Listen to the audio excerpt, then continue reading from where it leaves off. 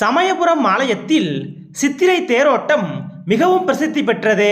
தேர் திருவிழாவின் பொழுது மாநிலத்தின் பல்வேறு பகுதிகளிலிருந்தும் பல லட்சக்கணக்கான பக்தர்கள் ஒன்று கூடி தேர்வடம் பிடித்து இழுத்து செல்வர்.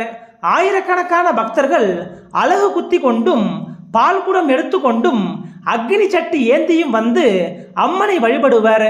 பல பக்தர்கள் முடிக்காணிக்கை செலுத்துகின்றனர்.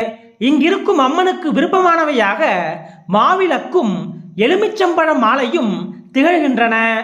தை, மாசி, பங்குனி, சித்திரை உள்ளிட்ட மாதங்களில் மாலை அணிந்து விரதமிருந்து பக்தர்கள் பாத யாத்திரையாக வந்து தங்களது வேண்டுதல்களை நிறைவேற்றும் விதமாக நேர்த்திகடனை செலுத்தி வழிபடுவர்.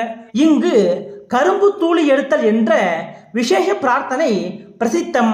குழந்தை பேறு இல்லாத தம்பதிகள் நேர்ந்து கொள்வதுதான் இந்த வேண்டுதல்.